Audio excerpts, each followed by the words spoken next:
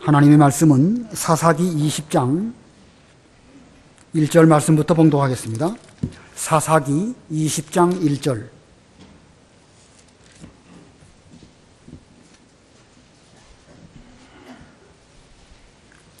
사사기 20장 1절.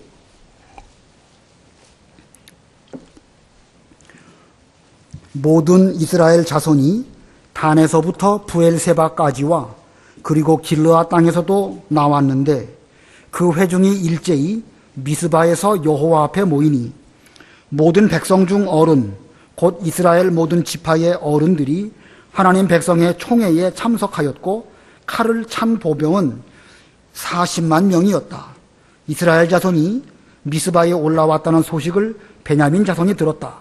이스라엘 자손이 말하기를 어떻게 이런 악한 일이 일어났는지 자세히 말해봐라 하니 죽임을 당한 그 여자의 남편 레위 사람이 대답하여 말하기를 제가 첩과 함께 베냐민에 있는 기브아에 묵으러 갔는데 기브아 사람들이 저를 치려고 일어나서 밤중에 제가 묵은 집을 에워싸고 저를 죽이려 하다가 제 첩을 능욕하여 죽게 하였습니다. 제가 제 첩을 거두어서 조각내어 이스라엘 유업의 온 땅에 보냈으니 그것은 그들이 이스라엘 가운데 사악하고 수치스러운 일을 하였기 때문입니다. 보십시오. 이스라엘 온 자손이여, 여러분이 여기서 여러분의 의견과 방책을 내주십시오 하니 온 백성이 일제히 일어나 말하기를 우리가 한 사람도 자기 장막으로 가지 말고 자기 집으로 돌아가지도 맙시다. 이제 우리가 기브아 사람에게 이렇게 할 것이니 곧 제비 뽑아 그들을 치되 우리가 이스라엘 모든 지파 가운데 100명마다 10사람을 1000명마다 100사람을 10,000명마다 1000사람을 뽑아 백성을 위해 양식을 마련하게 하고 그들이 베냐민의 기브아에 가서 베냐민이 이스라엘에서 수치스러운 일을 한 대로 갚도록 합시다 하였다. 이스라엘 모든 사람이 합심하여 하나같이 그 성읍을 치려고 모였다. 이스라엘 지파들이 온 베냐민 지파에게 사람들을 보내어 말하기를 너희 가운데 일어난 이 악한 일은 어찌 된 것이냐? 기브아의 불량배들을 이제 우리에게 넘겨라.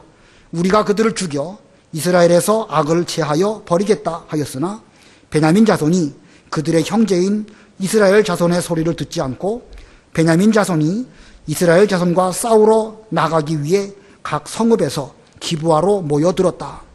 그날에 각 성읍에서 모인 베냐민 자손의 수는 칼 찬 자가 26,000명이었으며 그 외에 기브아 주인 가운데 선발된 사람의 수는 700명이었는데 이 모든 백성 가운데 선발된 700명은 왼손잡이였고 그들 모두가 무린 맷돌을 던지며 머리카락 하나도 빗나가지 않았다.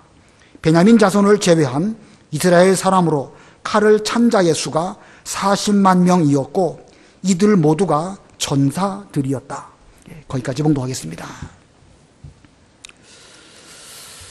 이 사사기 20장에는 이스라엘의 내전이 일어난 사실을 기록하고 있습니다. 이 이스라엘의 내전, 우리 성경적으로 볼 때에 이스라엘 내에 사울 왕 때에 다윗을 죽이려고 하는 그런 어려움이 있었고 그 솔로몬 왕이 죽고 르호보암 왕 때에 북이스라엘과 남유다가 또 대립하는 그런 일들도 있었고 몇몇 내부적인 전쟁이 있었지만 이 사사시대만큼 사사기 20장에 나온 이 시대만큼 추악하고 더러운 그런 전쟁은 없지 않았을까 생각이 듭니다. 그래서 오늘 이 시간에는 이스라엘 내전의 원인이 무엇인가 라는 뜻으로 이스라엘 내전의 원인 1절로 17절까지 살펴보고 다음 시간에 계속해서 또 살펴보려고 합니다. 이스라엘 내전의 원인. 우리는 지난 시간에 여기 17장, 18장을 통해 가지고 사사시대의 이스라엘 사회상을 잘 살펴보았습니다. 그들은 모세를 통하여 율법을 받은 지 한 400년 지났고 여호수아를 통하여 가나안 땅 들어가고 그 땅을 제비 뽑아 유업으로 받은 지 300년 혹은 350년 정도 지났습니다. 시간이 많이 흐를 때에 이 신앙은 점점 타락하게 되는 것을 보여주고 있습니다. 사사시대의 특징이 무엇이냐? 이스라엘의 왕이 없으므로 사람마다 자기 소견에 옳은 대로 행하였다. 이것이 그 시대의 특징입니다. 왕이 없다. 다시 말하면 지도자가 없으면 얼마나 무서운 상태가 되는가 하는 것을 보여줍니다. 우리 세상에도 이 무정부 상태, 차라리 독재가 어느 정도 낫다고 그러죠. 독재를 하면 어느 정도 치안 유지는 되는데 이 무정부 상태가 되면은 힘센 사람, 무기 좋은 거 갖고 있는 사람, 이런 사람들이 폭동과 약탈을 일으키고 힘센 사람들이 모든 것을 다 강탈해가는 이런 일이 일어나고 마는 것입니다. 왕이 없다는 것이 이런 결과를 가져온 것입니다. 그러나 왕이 있다고 하면 안 그럴까? 꼭 그런 건 아니에요. 이 뒤에 역사, 열왕기 상하의 역사를 또 보면 왕이 있었어도 또 역시 여러 가지 문제가 있었음을 성경은 우리들에게 보여주고 있습니다. 이런 것은 우리에게 뭘 교훈하는가? 이 세상 나라는 비록 가나안 땅에 세워진 이스라엘 백성이라 할지라도 여러 가지 시간이 지나감에 따라서 문제가 있을 수밖에 없다는 것을 우리에게 보여주는 것입니다. 지상에 세워진 교회, 하나님의 교회고 우리가 다 성경대로 신앙생활을 한다고 하지만 시간이 지나면 나도 모르는 사이에 율법을 범하고 누룩이 들어오고 그래가지고 여러 가지 복잡한 일들이 지상교회에도 있을 수밖에 없음을 성경을 통해서 우리에게 보여주는 것입니다. 그리고 그 문제가 얼마나 심각한가 오늘 여기 20장을 통해 가지고 우리들에게 보여주고 있습니다. 그러므로 우리는 이런 걸 보면서 그러려니 어쩔 수 없겠거니 이렇게 하지 말고 우리는 적어도 우리만큼은 그렇게 되지 않도록 노력하는 그런 우리가 되어야 할 것입니다. 자, 오늘 본문 이 이스라엘의 내전이 일어나게 되었는데 그 시대의 배경을 우리가 앞부분에서 살펴보았습니다. 17장, 18장에서 뭘 배웠냐면 에브라임 산지에 살고 있는 미가라는 사람이 자기 집안에 우상을 만들어 놓고 레위인 제사장을 들여놓았다. 우상 숭배가 이미 세월이 지나가니까 하나님의 백성이라고 하는 이스라엘 가운데 들어오게 되었습니다. 그런데 그것이 미가의 집에서 끝나는 것이 아니었어요. 단 지파가 저 북쪽에 있는 라이스 성을 정벌하러 가다가 거기 미가 집에 있는 우상과 제사장을 강탈해 갔지요. 이런 혼합주의가 이미 이스라엘 가운데 들어오게 되었다. 그리고 우리가 지난 시간에 19장에서 뭘 배웠냐면 그 레위인 한 사람이 얼마나 심각하게 병들었는지 첩을 두게 되었고 그 첩이 또 음행을 하고 집을 나가가지고 유다에 있는 자기 아버지 집으로 가버렸습니다. 이 레위인이 한 넉 달 지나가지고 그 집 나간 첩을 찾으러 가는 그런 사건 우리가 지난 시간에 배웠는데 그 레위인 장인은 그 자기 사위인 레위인과 더불어 주중에 5일 동안 먹고 마시고 즐기고 이런 생활을 하였습니다. 혼합주의가 들어오니까 가정이 무너지는 것을 보여주는 것이죠. 그 레위인이 이제 돌아오게 되었는데 돌아오는 도중에 베냐민 지파에게 속한 기브와 성을 지나가게 되었는데 그가 지금 지나가는 나그네임에도 불구하고 그 성읍에 있는 사람들이 아무도 이 나그네를 집으로 들여보내주지 않았습니다. 오직 노인 한 사람이 그를 영접해 드린 것을 볼 때에 이 인간과 인간 사이, 이 사회의 여러 가지 문제들도 얼마나 심각한가라는 걸 보여주는 것입니다. 혼합주의가 들어오게 되면 가정에도 병이 들지만 사람과 사람 사이에 지켜야 할 도리도 제대로 지키지 못해서 지나가는 나그네를 영접하지 않는 이 아브라함의 후손임에도 불구하고 그런 죄가 만연한 상태인 것을 보여주고 있습니다. 그리고 또 어떤 일이 생겼는가? 노인이 이 레위인을 자기 집으로 하룻밤 재울 때에 기브아 성의 불량배들이 나와가지고 오늘 당신 집에 찾아온 그 남자를 내놓으시오. 우리가 그 남자와 관계하겠소. 성적인 관계를 맺겠소. 이렇게 했습니다. 이게 뭐 성적인 단순한 죄뿐만 아니라 이 동성연애, 남색하는 일이 심지어 베냐민 지파 기브아 성에까지 일어났다는 사실은 참 아연실색을 하지 않을 수 없습니다. 그런데 그 레위인이나 그 노인, 나름대로는 뭐 성경에서 어느 정도는 경건한 듯 보이지만 그들 역시도 심각한 죄악 가운데 있었기 때문에 이 노인은 자기 딸을 내주겠다라고 말했고 이 레위인은 자기 첩을 그 기브아 성 불량배들에게 내어줌으로 거기에서 여러 가지 추악한 일들이 벌어지고 말았습니다. 그 레위인 첩을 받은 그 기브아성의 불량배들은 그 레위인 그 첩의 그 여자를 성폭행을 합니다.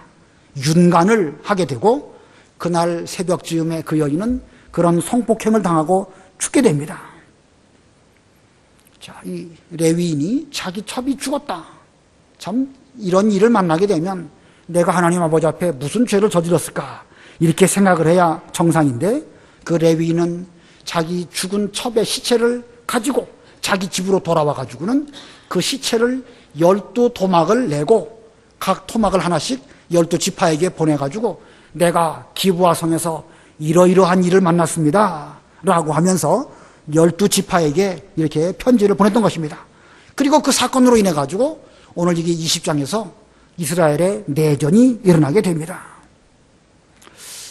우리가 지금까지 사사기 전체를 배웠지만 이 지금까지 여러 사사들 시대마다 어떤 지파가 모여가지고 가나안 족속들하고 싸우든지 혹은 이방 족속들하고 싸운 일들을 우리 앞부분에서 살펴보았습니다. 그런데 그때마다 12지파가 다 모여가지고 우리 외부의 적과 더불어 싸울 때에 우리가 합심해서 싸웁시다. 이런 적이 없습니다. 한 번도. 그런데 이 내전이 일어나니까 그 12지파 자기들끼리 싸우는데 11지파와 베냐민 지파가 다 모여가지고 이렇게 싸우게 된 겁니다. 그 이전 여러 사사 시대에는 일치 단결한 모습을 보이지 않더니 자기들끼리 싸울 때에는 11지파가 모여서 베냐민 지파와 싸우는 이런 내전을 겪게 된 것입니다. 자, 이게 심각한 내전이지요. 이 내전의 결과로 베냐민 지파가 완전히 몰살되기 직전까지 가게 됩니다.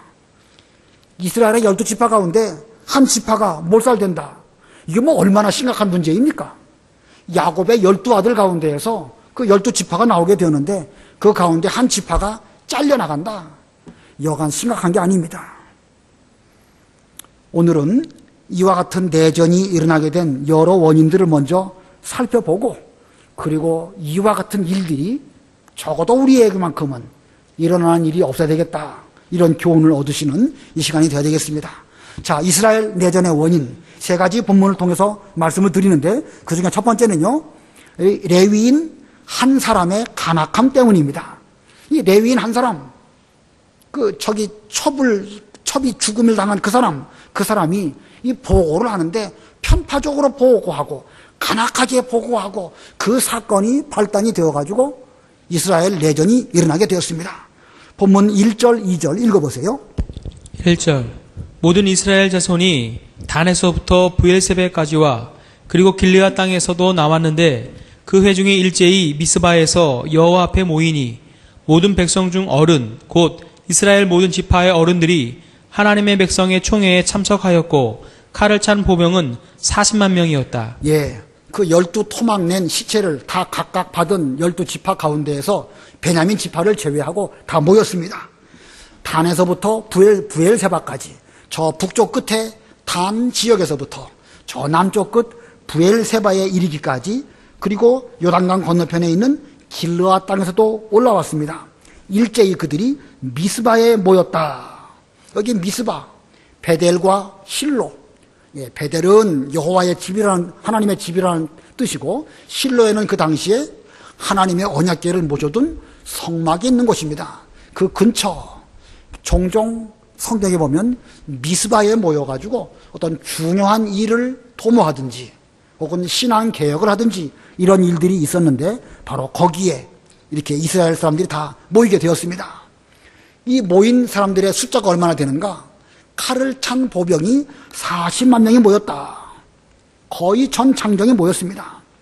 과거 출애굽하고 광야를 지나갈 때에 이스라엘 그 병사의 숫자가 60만 명이었는데 여기 40만 명이 모였다고 하니까 그 정도 규모의 숫자가 모인 것입니다.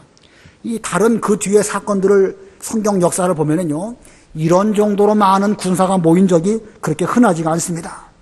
자, 그들은 이 사건의 자초지종을 다시 한번 그 레위인으로부터 듣기 위해서 그 레위인에게 물었습니다. 본문 3절로 5절 읽어보세요. 3절 이스라엘 자손이 미스바에 올라왔다는 소식을 베냐민 자손이 들었다. 이스라엘 자손이 말하기를 어떻게 이런 악한 일이 일어났는지 자세히 말해봐라 하니 죽임을 당한 그 여자의 남편 레위 사람이 대답하여 말하기를 제가 첩과 함께 베냐민에 있는 기브아에 묵으러 갔는데 기브아 사람들이 저를 치려고 일어나서 밤중에 제가 묵은 집을 에워싸고 저를 죽이려 하다가 제 첩을 능력하여 죽게 하였습니다. 예, 전 이스라엘 앞에서 이 레위인이 자기가 겪은 일을 이제 말합니다. 자기가 자기 첩과 함께 그 기브아 베냐민 지파 경내에 있는 기브아로 갔습니다. 그런데 5절을 보면 기브아 사람들이 저를 치려고 일어나서 밤중에 제가 묵은 집을 에워싸고 저를 죽이려 하다가 제 첩을 능욕하여 죽게 하였습니다. 자, 기브아 사람들이 자기를 치려고 일어났다. 마치 이 말을 보면 기브아 성 사람들 전체가 이 레위인을 죽이려고 한 것처럼 보이고 있죠? 이거 맞습니까? 틀립니까? 틀립니다. 불량배 몇 명이 한 거예요. 불량배들이 욕을 보이려고 하였을 때에 자기가 자기 첩을 내어줬기 때문에 이런 일이 일어난 거죠. 따지고 보면 자기가 자기 첩을 내어준 것도 이거 뭐 보통 심각한 게 아닙니다. 근데 그 말은 싹 덮어두고 기브아 사람들이 저를 치려고 일어났다가 제 첩을 이렇게 죽여가지고 능욕을 당하고 이렇게 됐습니다. 이렇게 말하고 있습니다. 자, 그러므로 이 레위인이 말한 이걸 잘 보면은 이 원인의 절반의 책임은 자기에게 있음에도 불구하고 자기 말은 슬쩍 덮어두는 거예요. 자, 그리고 베냐민 지파나 기브아 성 사람 모두가 잘못한 것이 아니라 그중 몇몇 불량배들의 그 저지른 일 때문에 그런 것입니다. 하지만 이 레위인은 자기 죄는 적당하게 덮어두고 상대의 죄, 베냐민 지파 전체가 마치 그런 일을 한 것처럼 말 그대로 뻥튀기를 하고 있는 것입니다. 사실 이 레위인이 한 잔인한 일, 자기 그 첩의 시체를 12토막을 내가지고 보냈다. 우리는 그것만 놓고 보기에도 뭔가 좀 심각한 문제가 있는 거 아니겠습니까? 뭐 성경에는 죽은 사람의 시체를 잘 보존해라 이런 말은 없지만 인간적인 도리로 놓고 볼 때에 사람이 죽었다. 뭐 그 사람이 첩이었든지 처였든지 아무튼 간에 죽은 사람의 그 시체를 함부로 다루는 것은 결코 그 바람직한 일이 아닙니다. 인간적으로 그렇게 하면 안 되는 것입니다. 자, 그런데 이 사람은 지금 이스라엘 가운데 아주 심각한 문제가 생겼습니다라고 말하면서 자기가 한 일에 대해서는 슬쩍 덮어놓습니다. 본문 6절, 7절 읽어보세요.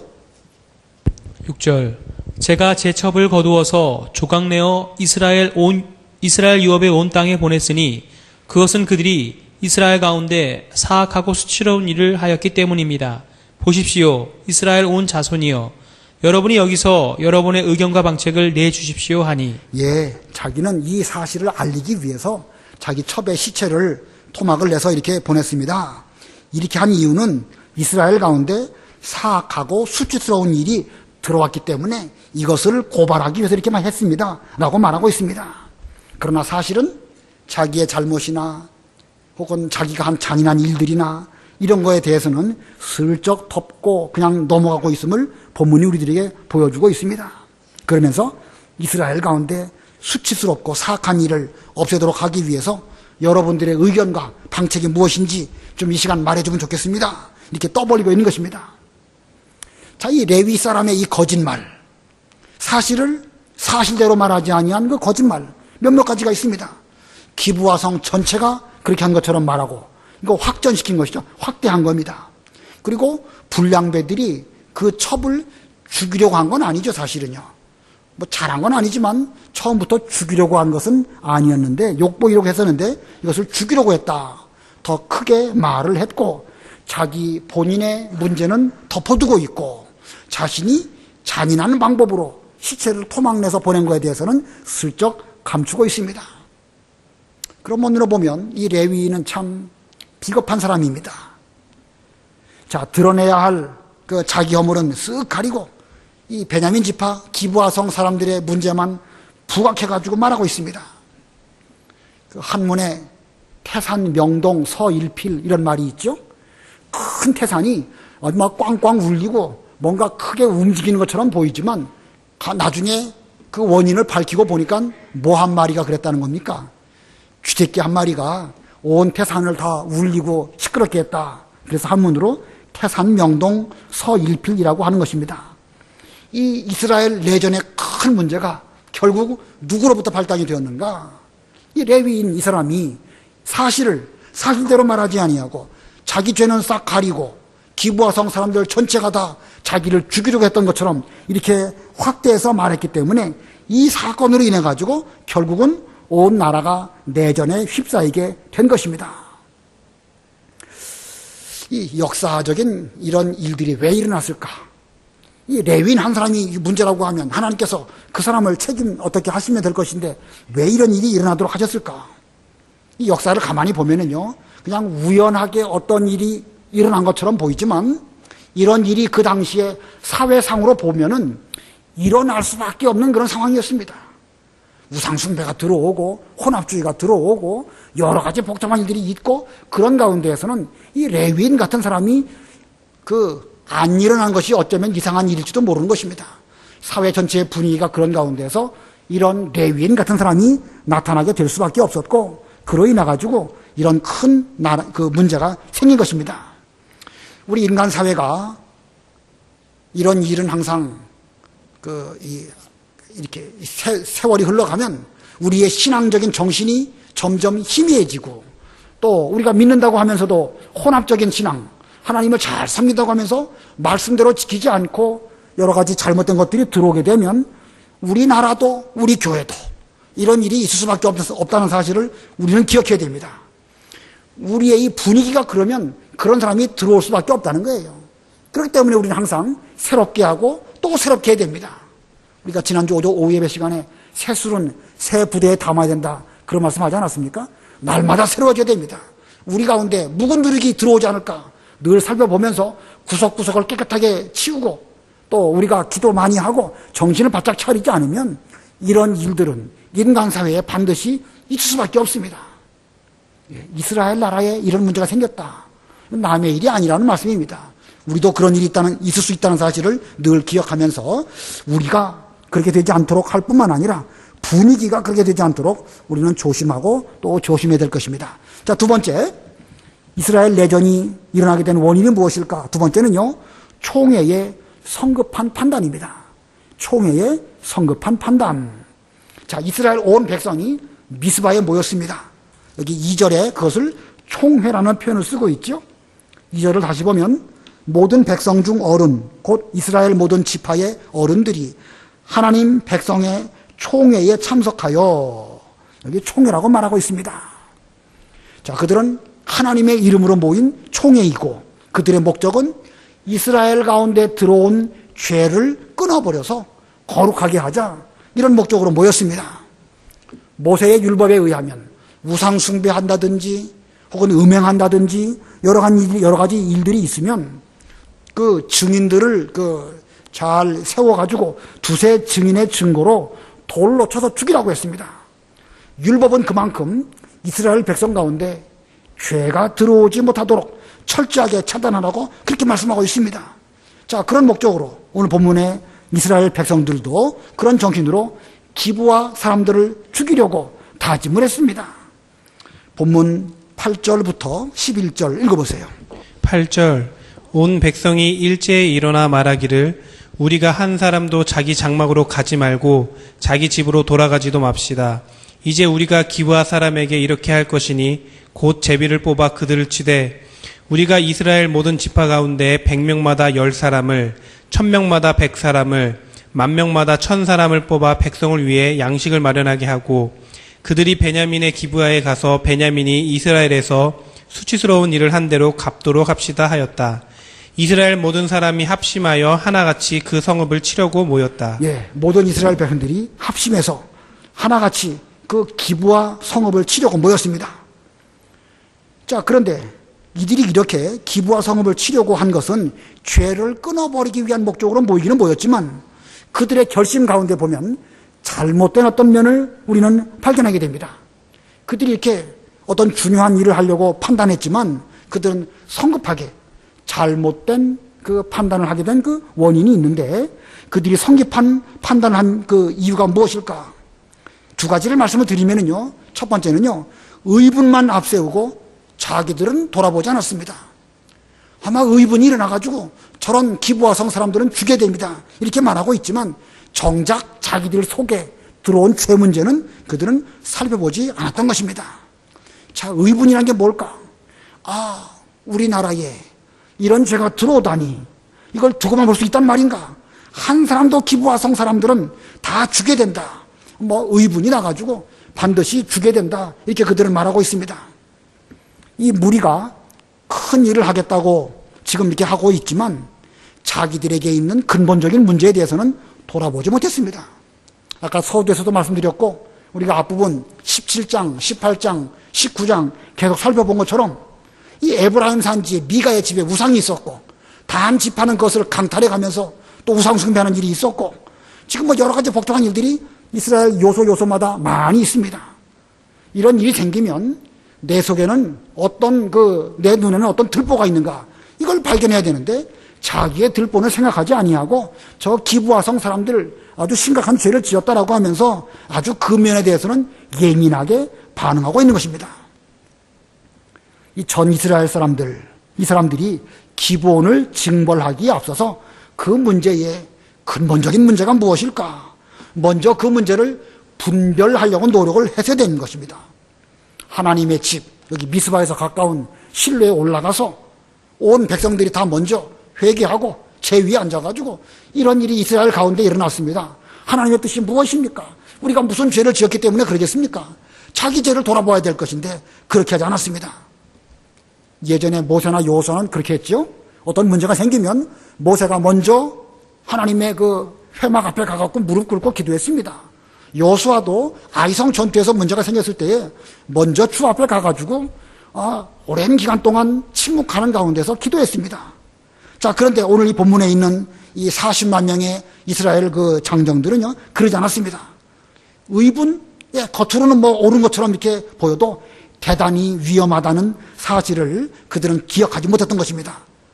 이들은 지금 이렇게 하면서 자기들도 똑같은 죄를 똑같은 어리석음에 빠질 수 있다는 사실을 모르는 거예요. 오늘날 우리들도요, 어떤 사건이 일어나게 되면 다 길이 날뛰고 의분 가운데서 목소리를 높입니다. 어느 면에서 보면 그런 게 필요합니다. 성도로서 에너지가 넘치다 보니까 바로 해야 된다. 그 좋은 생각이에요. 그러나 그런 가운데서 우리는 의분을 일으키기 전에 사실은 먼저 자기를 돌아봐야 됩니다. 내가 의분을 내서 뭘 하는 것처럼 보여도요, 자기도 그 상황 만나면 그럴 수밖에 없는 요소를 가지고 있지 아니한지 자신을 돌아보지 않는다고 하면 똑같은 어리석음을 범할 수밖에 없는 것입니다. 여기 이 총회가 성급한 판단을 내렸는데 그 성급한 판단을 일으킨 첫 번째 이유는 의분만 앞세우고 자기를 돌아보지 않았기 때문에 그런 것입니다. 두 번째 이유가 무엇일까? 두 번째 이유는요, 이 사건의 결과를 생각하지 않았던 것입니다. 이 사건의 결과, 이 기부왕성 사람들을 다 죽이게 되면 그 뒤에는 어떤 일이 벌어질까?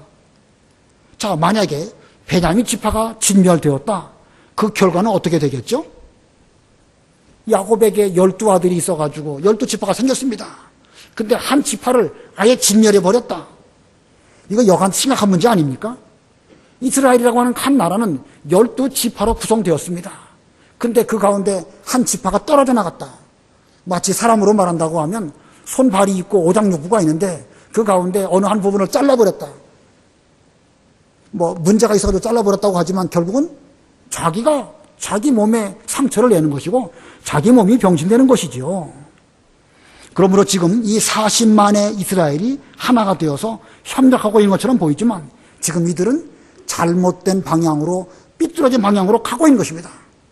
어떤 군중 심리에 의해 가지고 40몇 명이 잘못된 방향으로 움직이고 있는 것입니다.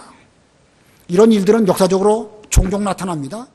2차 대전 때에 독일이나 일본이 그 히틀러의 어떤 그 잘못된 쪽으로 사람들이 다 마취된 것 같아요. 그리고 그 일본의 군국주의 문제들도 그 온 나라 백성들이 잘못된 쪽으로 다 그냥 최면에 걸린 것 같은 그런 일이 일어났죠. 지금 중국에서 뭐 롯데 쇼핑 그 문제 가지고 좀 그러고 있죠. 이런 일들이 일어나는 것입니다. 군중 심리에 의해 가지고 많은 사람들이 잘못된 쪽으로 가면서 마치 이것이 의분이고 마치 그것이 애국인 것처럼 말하고 있지만 사실은 심각한 문제를 죄를 저지르고 있는 것입니다. 자, 아까 그 레위인 한 사람 잘못된 그 보고 심각한 그 죄 그것 때문에 태산명동 서일필이라고 말씀을 드렸는데 자, 그와 같은 일에 휩싸여 버리고만 이스라엘 백성들의 분별력 이게 또 심각한 것입니다. 한 사람이 그렇게 만든 것도 잘못한 것이지만 온 이스라엘이 그 말에 휩싸여 가지고 40만의 대군이 지금 잘못된 쪽으로 가고 있는 거예요. 인간 사회는 이런 일이 비일비재하다는 것을 우리는 기억해야 됩니다.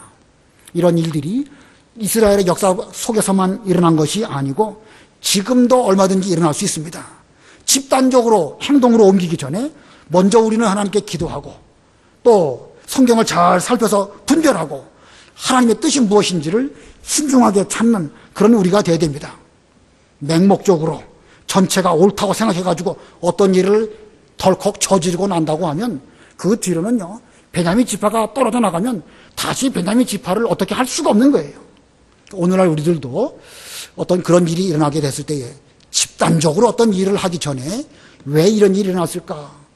나를 살펴보고 전체를 살펴보고 베냐민 지파를 살펴보고 하나님께 기도하고 그 뜻대로 하는 우리가 될지언정 성급하게 어떤 일을 저지른다고 하면 한 교회가 무너지게 되는 것이고 교회의 한 축이 무너지게 되는 그런 일이 오늘날도 있을 수 있다는 사실입니다. 그 다음에 세 번째, 이스라엘 내전의 원인의 세 번째입니다. 베냐민의 지파주의. 이 지파주의라는 말, 별로 쓰지 않는 말인데, 제가 만든 말이기도 합니다. 지파주의라는 말은 오늘날로 말한다고 하면 어느 지역주의, 어떤 그 부분, 어떤 그 몇몇 사람들만 앞장서는 이런 거. 이스라엘 전체는 생각하지 아니하고, 진짜인지 가짜인지 이건 따져보지도 아니하고, 우리 이 베냐민 지파끼리 똘똘 뭉쳐가지고, 저 11지파가 우리를 치려고 하는데, 우리는 우리끼리 한편이 돼야 되지 않겠느냐? 이렇게 생각하면서 집단 이기주의에 빠지는 거, 이걸 제가 지파주의라고 표현한 것입니다. 이 사사시대에도 이미 서서히 지방색이 드러났습니다. 12지파가 다 각각 자기 위치에서 머물다 보니까 배타적이면서 전체 이스라엘을 생각하지 아니하고 부분적으로 자기 지파만 생각하는 이런 일들이 일어났던 것입니다. 이제 뒤에 가면 그 사무엘상 이제 가면 우리가 알 수 있겠지만 다윗이 처음에 왕 되었을 때에 12지파를 다 다스리지 못하고 남쪽 유다 지방만 다스렸죠. 유다 지방의 그 유다 지파, 베냐민 지파만 다스렸습니다. 이미 그때부터 지역주의가 있었던 것입니다. 그러다가 이제 나중에 르호보암 왕 때 둘로 쪼개질 때에 그 지방색에 의해 가지고 쪼개지고 말았습니다. 이거 보면 이런 그 지방색 문제는 인간이 살아가는 동안에는 항상 있을 수밖에 없지 않겠는가 생각이 듭니다. 그러나 그게 잘못된 거예요. 믿음 안에서는 그래서는 안 되는 것입니다. 우리는 내 지파 혹은 내 편 이것만 생각할 것이 아니라 하나님의 일을 생각해야 되는 것이고 교회 전체를 생각하는 것이 그게 올바른 생각입니다. 오늘 본문 12절로 14절 읽어보세요. 12절 이스라엘 지파들이 온 베냐민 지파에게 사람들을 보내어 말하기를 너희 가운데 일어난 이 악한 일은 어찌된 것이냐? 기브아의 불량배들을 이제 우리에게 넘겨라. 우리가 그들을 죽여 이스라엘에서 악을 제하여 버리겠다 하였으나 베냐민 자손이 그들의 형제인 이스라엘 자손의 소리를 듣지 않고 베냐민 자손이 이스라엘 자손과 싸우러 나가기 위해 각 성읍에서 기브아로 모여들었다. 예, 지금 11지파가 이제 미스바에 모였습니다. 베냐민 지파도 저들이 모였다는 말을 듣고 맞서 싸우려고 또 베냐민 지파도 싸울 준비를 하고 있습니다. 그런데 11지파에서 사람을 보내가지고 우리가 이 일을 들어보니까 기브아 성 사람들이 여차여차해가지고 이 레위인의 첩을 죽였다는 말을 들어서 우리가 당신들에게 이 사실의 자초지종을 알아보려고 한다. 당신들은 어떤 일이 일어나는지 좀 밝히시오. 이렇게 말했습니다. 자, 그렇게 말을 했으면 베냐민 지파에서는 어떻게 되겠죠? 그런가? 그러면 기브아 성 사람들을 모아놓고 이 일의 시작과 끝은 무엇이고 무슨 일이 발로가 되어가지고 이런 일이 터지게 되었는가? 이걸 알아보고 그 알아본 결과에 의해 가지고 이스라엘 11지파에게 말해가지고 이 선은 이렇고 후는 이렇고 이렇게 해서 이런 일이 일어났습니다. 이렇게 말했다고 하면 이 사건이 악화되는 쪽으로 가지 않았습니다. 그러나 베냐민 지파는 어떻게 했죠? 일단 조사하지도 않습니다. 자기들에게 심각한 죄가 있음에도 불구하고 그 죄는 덮어둡니다. 뭐 소통도 없고 대화도 없고 무조건 말을 듣지 않는 것입니다. 다만 자기들의 실력을 믿고 이 전쟁을 결국은 일으키고 말았던 것입니다. 15절로 16절 읽어보세요. 15절 그날에 각 성읍에서 모인 베냐민 자손의 수는 칼찬 자가 26,000명이었으며 그 외에 기브아 주민 가운데 선발된 사람의 수는 700명이었는데 이 모든 백성 가운데 선발된 700명은 왼손잡이였고 그들 모두가 무린 맷돌을 던지며 머리카락 하나도 빗나가지 않았다. 예, 베냐민 자손의 그 칼을 차고 싸울 수 있는 사람이 26,000명.